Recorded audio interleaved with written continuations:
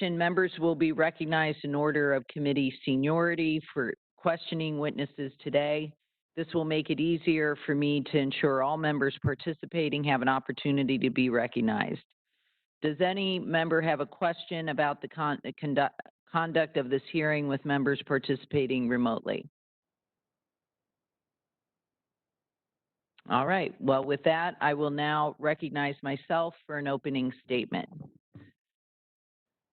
As chair of the Technology Modernization Subcommittee, I'm a proponent of using modern tools to conduct business of the subcommittee. Through our oversight, we have urged the VA to modernize its operations through technology. In fact, we have come here today to discuss one particular area of VA's operation, which is telehealth, where VA is at the forefront of using modern technology to deliver care to veterans. I have been complimentary to the VA's response to the coronavirus pandemic, being at the forefront of prevention, contact tracing, and treatment. So I'm perplexed at the VA's insistence that we conduct this hearing in person. Perhaps it's because, as was discussed at last week's full committee hearing, the White House has demanded that we buck public health experts' advice and gather in this room to do something that could easily have been done with existing technology. Some VA witnesses have been able to appear remotely today, as well as our second panel of witnesses, and I applaud their prudence and thoughtfulness towards health and well-being of others. I thought this topic was very important and a timely one, so I did not want to have a further delay. However, I want to express my extreme frustration that the VA did not deliver its testimony for today's hearing at the requested deadline, and it arrived very late, which hindered our ability to prepare. It's unreasonable and quite honestly a disservice to veterans that VA makes demands that we travel here for a hearing and then not meet its own responsibilities. VA has long been a leader in telehealth, but the arrival of COVID-19 presented a new challenge to VA's ability to deliver quality care remotely. Today, we will discuss how VA has used technology to soften the impact of the pandemic on veterans, specifically by rapidly scaling up its infrastructure and mobilizing its providers to be able to deliver care through telehealth. Congress also saw the need and provided resources to rapidly scale technology and provide flexibility in care delivery. These changes enabled the VA to continue its vital mission even while the parameters of healthcare have dramatically changed.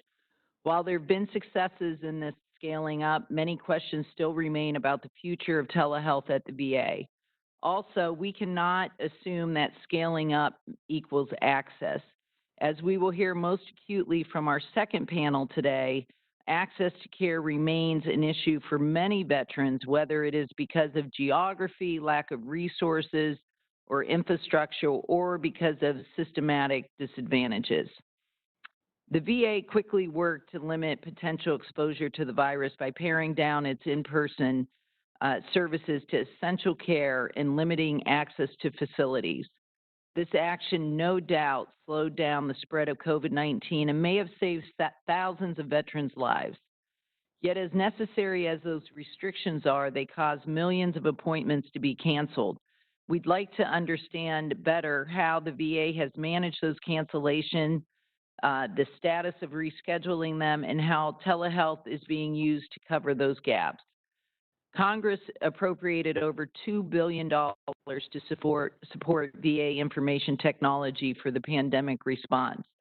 The committee has received a high-level breakdown of spending and some lists of hardware that VA requested, but we feel that a more granular details are needed to ensure we are being good stewards of taxpayer funds. While it may be difficult to assess during an emergency, we also need to take stock of whether these funds helped achieve goals that were set out, what more needs to be done to ensure that quality care is still being delivered. The national and local responses to the pandemic, while critical to slowing the spread of the virus, have the potential to cause many emotional stressors.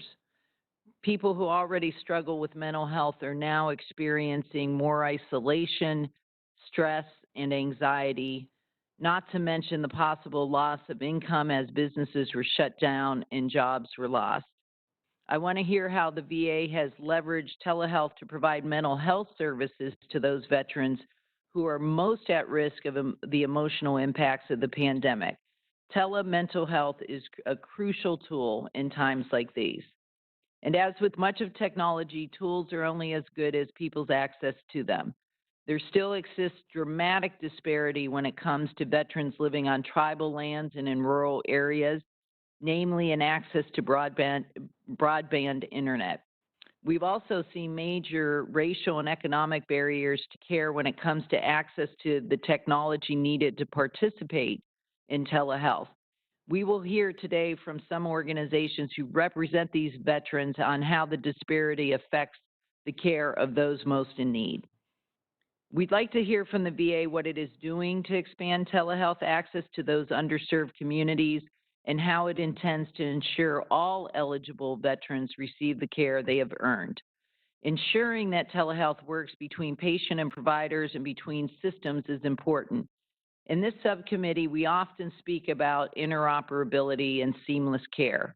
While this hearing is not about the electronic health record modernization, I'm interested in how the EHRM will play a role in the future of telehealth at the VA. I also want to learn about the VA's vision of the future of telehealth and how it plans to leverage resources and partnerships to continue to grow its telehealth program in quality and access. As we discussed earlier, we are living through history right now. Not since 1918 has the world been so dramatically impacted by a global pandemic. Future students and policymakers will be studying this virus and our response for generations to come. And I hope that today provides a helpful data point about how we can work together to improve and expand care for our nation's veterans. We have two panels of witnesses today, one with VA officials and another with representatives of veteran service organizations and the National Indian Health Board.